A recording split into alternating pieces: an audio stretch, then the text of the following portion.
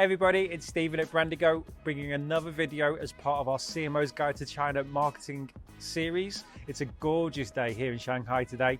Really nice view over my right shoulder. You can see some of the amazing buildings we've got over in Lujia's Way. So we thought we'd take the opportunity while it hasn't been raining to get up on the roof again. So today's topic on all things China marketing is we're going to discuss a little bit about what we call China market insight research. Now, market research is nothing new. Anybody that's been in any marketing capacity for any period of time will appreciate and understand the value of good market intelligence, market research. Insight research isn't particularly anything really new either. Again, if you spent any time working in or around marketing, you'll appreciate the value of insight research. But the reason that we think it's worth covering as part of this CMO's guide is that, as with a lot of the topics that we cover in our videos and podcasts and blogs, there's little subtleties for China that make it a different prospect altogether from perhaps what you're used to in your home country. And again, this insight research element of a marketing campaign, creating marketing strategy, is no different. So without further ado, let's get straight into it. Here are 5 key things to keep in mind about any China market insight research project. Number 1, it's going to give you a complete picture to help you put this puzzle together. Trying to come up with a marketing strategy for China without mapping everything out is a bit like putting together a huge jigsaw puzzle without the picture on the box to guide you. The challenge here is the marketing channels available to you are very fractured. Social media can be very tribal and used in different ways by different people. The influencer and KOL, key opinion leader ecosystem, is very complex with different stratas and tiers that you're going to want to be able to tap into. So doing your insight research project specifically for China, not relying on what you've done for other parts of the world and assuming that what you've understood there stands here, is going to give you that guide to help you put all of these pieces together and help you complete this puzzle. Number 2, it's going to help you learn your geography. And that's hugely important for a country that is so vast and dynamic and diverse as China. Somebody that lives over in Kunming is going to have a very different day-to-day experience, which in turn influences their values and their buyer behavior, as somebody who lives in Shanghai or Beijing or any of the other cities or major regions around China. So your insight research should help you, if you're deciding to target other regions away from the tier 1 cities, how you can more accurately do that and how you can more accurately plot their lifestyle, their decision-making process, their buyer journey, and so on. Number 3, doing your China insight research is going to help you select the right tools for the job. Now, here I'm specifically referring to the technology and the platforms that you're going to bring to bear for your China marketing. Anybody that's been any time in China will tell you mobile is essential here. And that's going to impact on a lot of what you do from a marketing point of view, even down to the type of content that you're creating for your content marketing.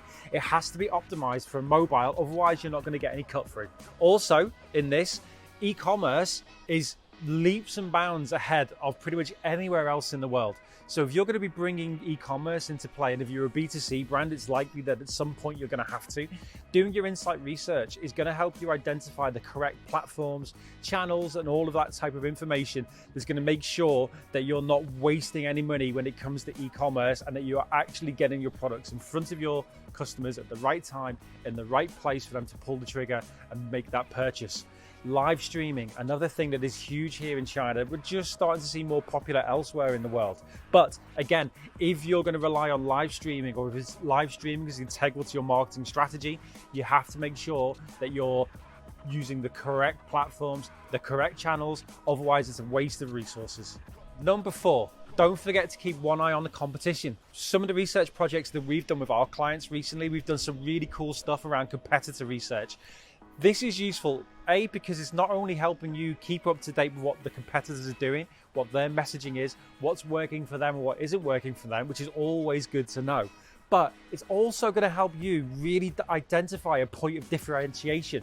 What can you do differently? What can you do better that's going to set you apart from them? So don't forget to do your competitor analysis as part of your China Insight Research project.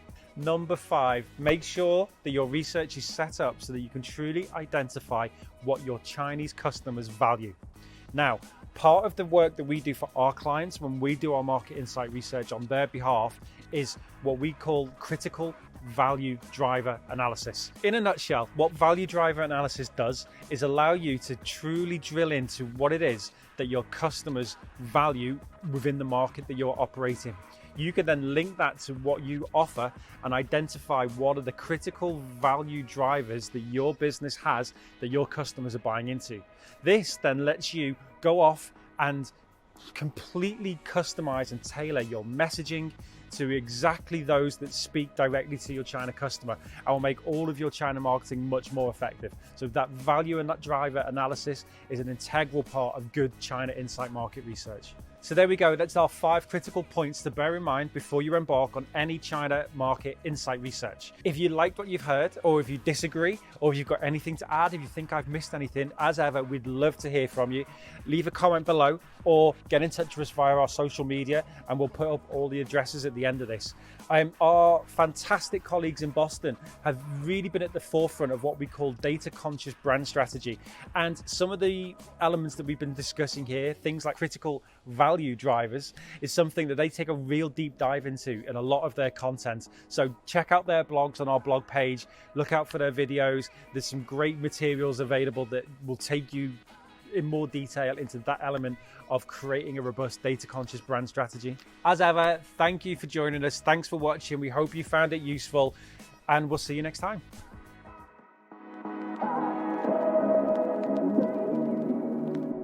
We finished filming, Harry? Yeah. Okay, I'm going to do one quick last bit, all right? Okay. So this is from my good friend Mike Beach. Mike Beach, you made a bet. So here we go. China's boss, mate.